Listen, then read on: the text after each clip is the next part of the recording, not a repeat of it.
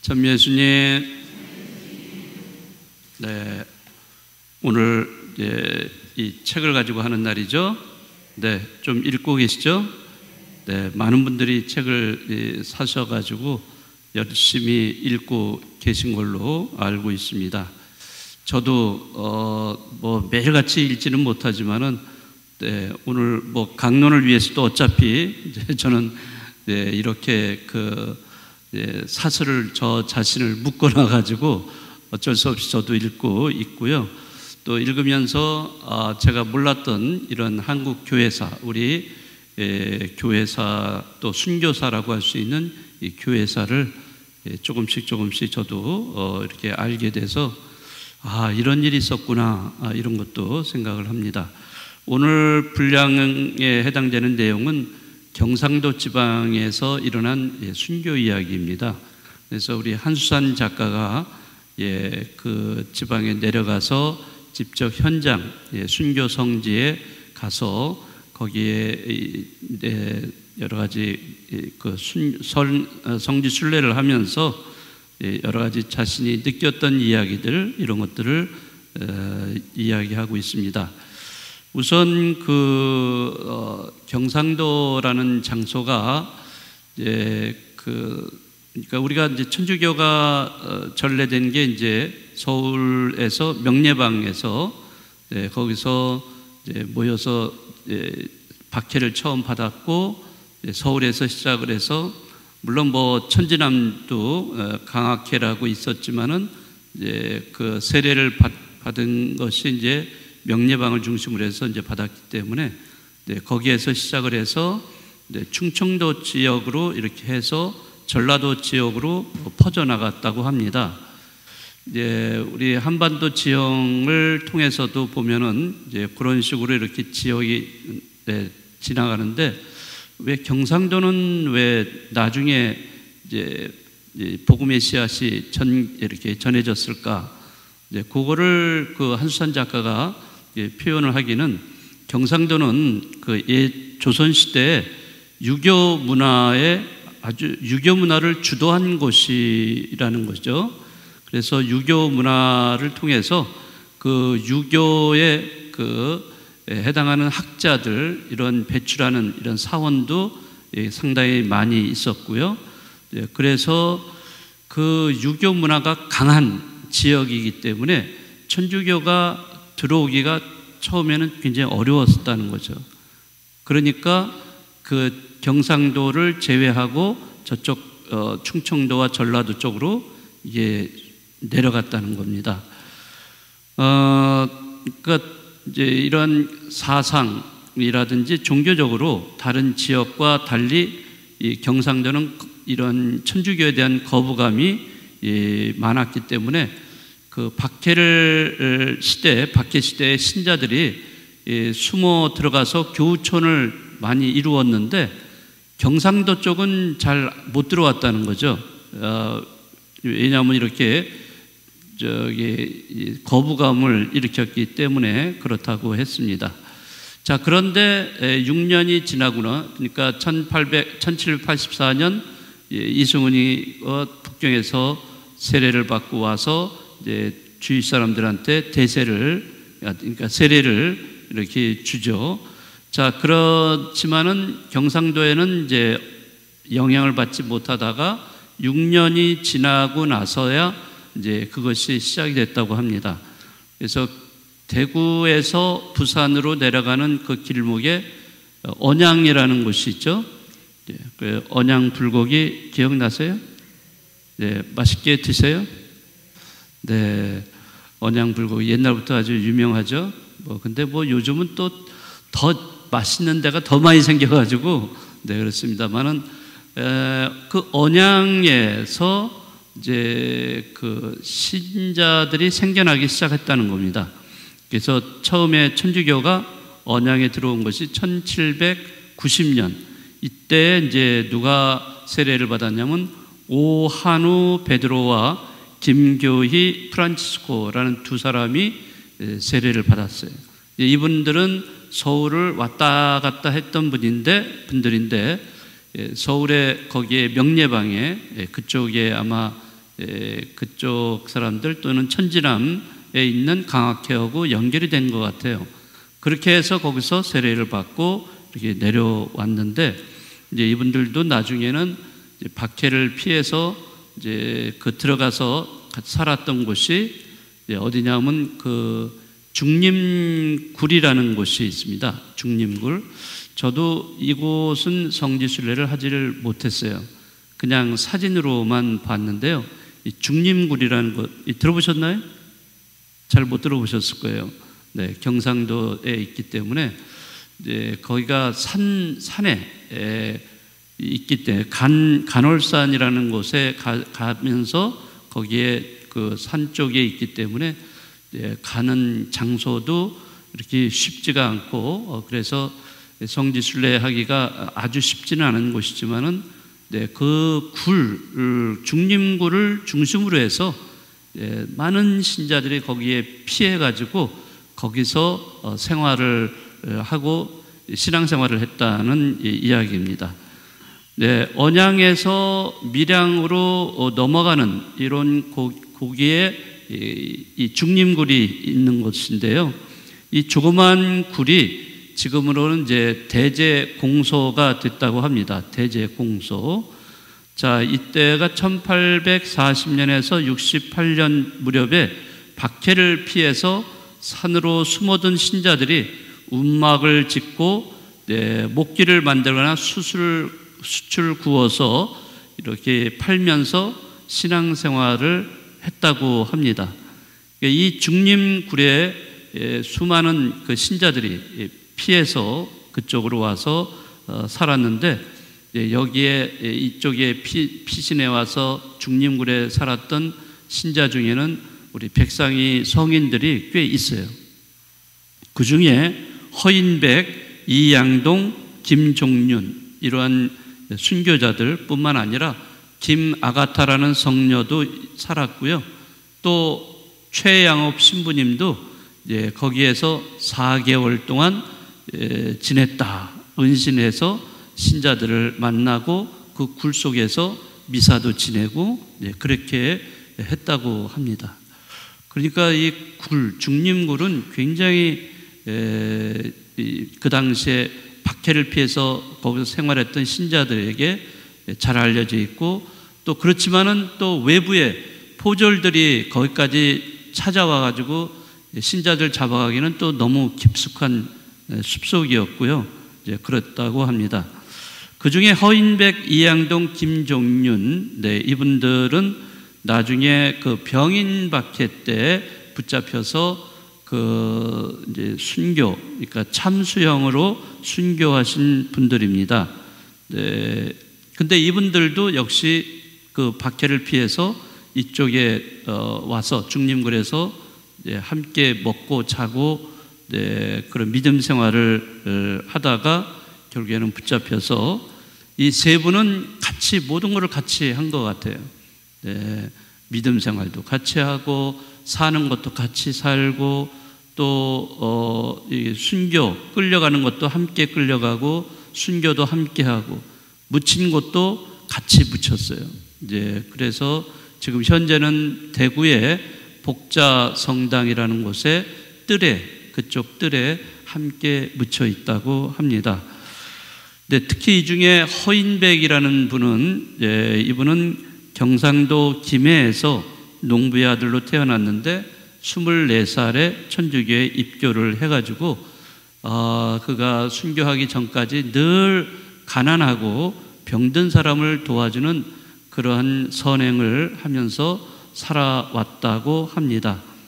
특별히 이 허인백은 부부로 살면서 그 정결을 지키기 위해서 아내 박조이와 남매처럼 이렇게 살았다고 합니다.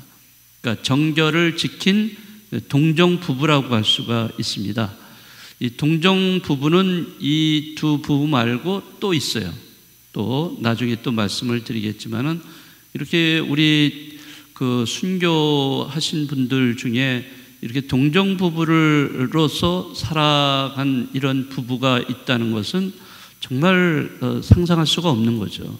그 당시 유교 사회, 그 엄격한 사회 속에서 신앙을 지키려고, 그것도 그냥 신앙을 지키는 게 아니라 하느님을 위해서 자신들의 어떤 그 동정을 지켰다는 것은 대단히 정말 그 험난한 그것을 견디면서 지켰던 분들이 아닌가 이런 생각을 합니다. 아무튼 이들은 중령교우촌에 이주하며 살다가 1868년에 포졸들에게 잡혀서 경주로 끌려가고 또 경주에서 울산 병영으로 보내져서 거기에서 참수형으로 순교를 했던 그런 분입니다. 그 이외에도 이제 뭐 많은 분들이 계시지만은 한수산 작가는 이제 나중에 이제 이 여러 그런 경상도에서 순교하신 분들도 소개했지만은 특별히 그 밀고자에 대한 이야기를 하고 있습니다.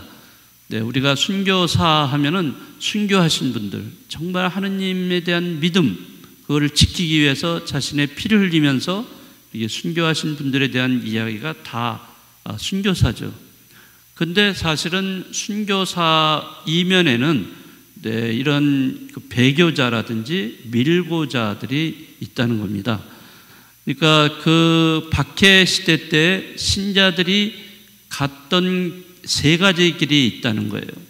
하나는 신자들이 선택할 수 있었던 길은 하나는 순교의 길이고, 또 하나는 반대로 배교의 길이고, 또 하나는 밀고자의 길이었다는 거죠.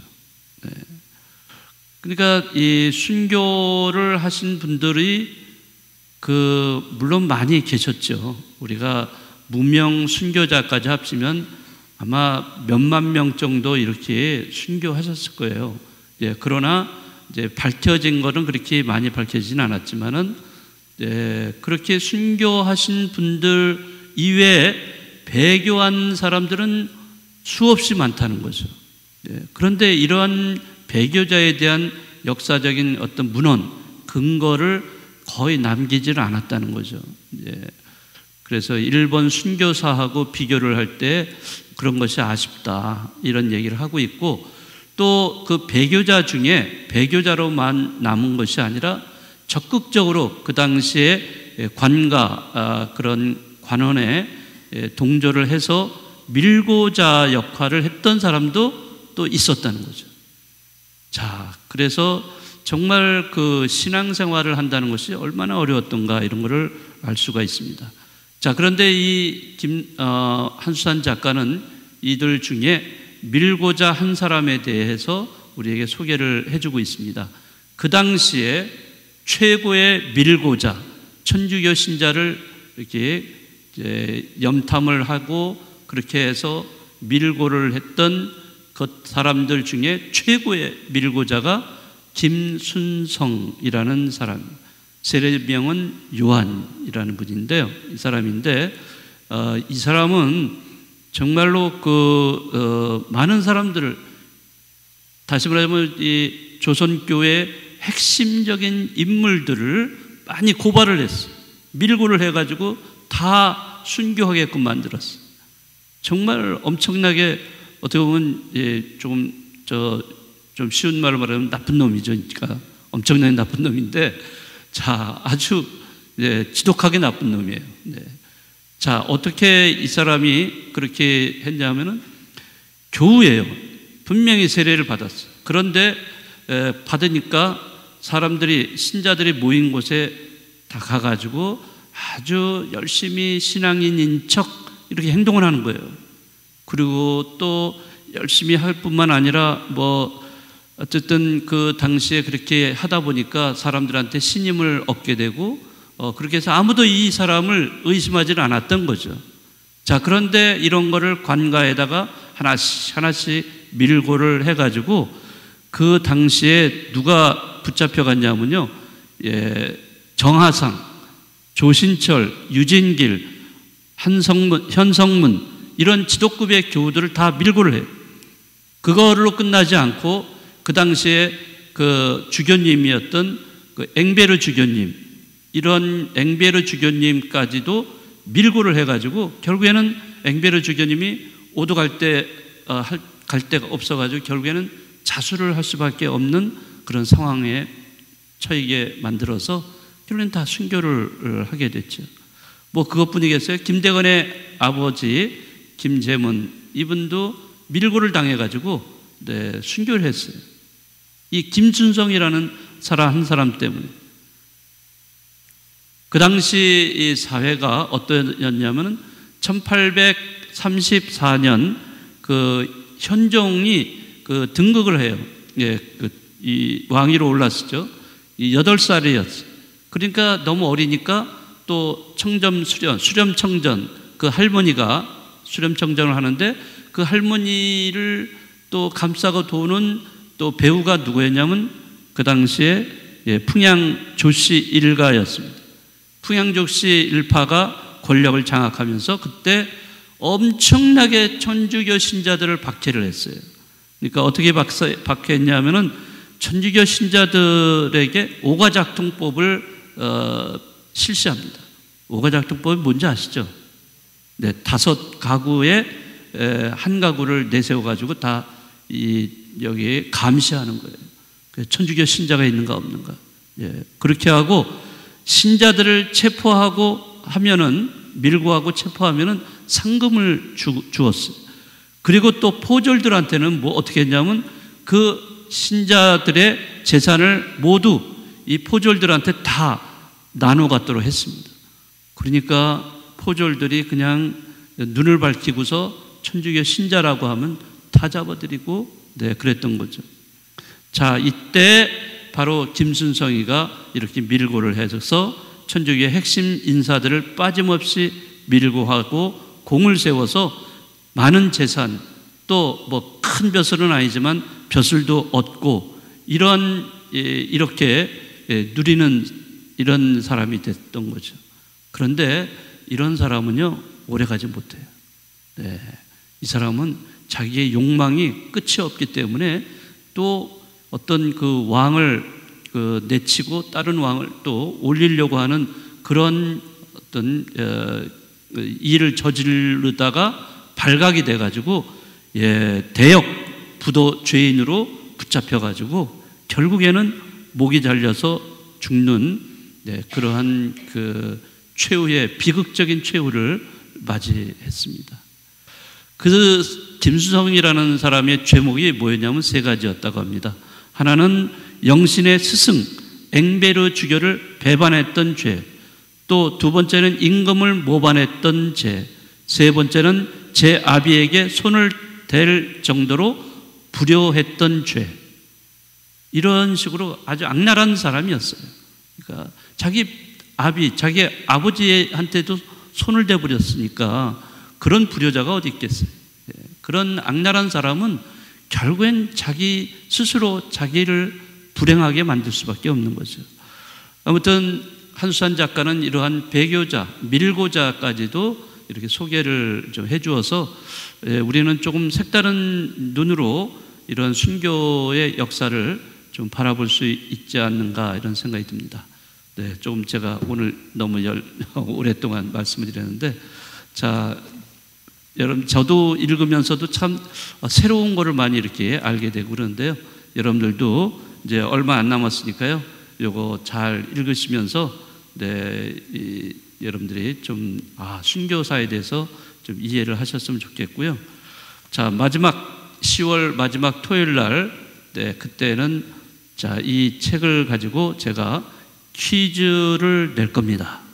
그래서 퀴즈를 맞히시는 분에게는 상금은 아니에요. 상품을 드리도록 하겠습니다. 기대하시기 바랍니다. 네, 오늘 이걸로 마치도록 하겠습니다. 네.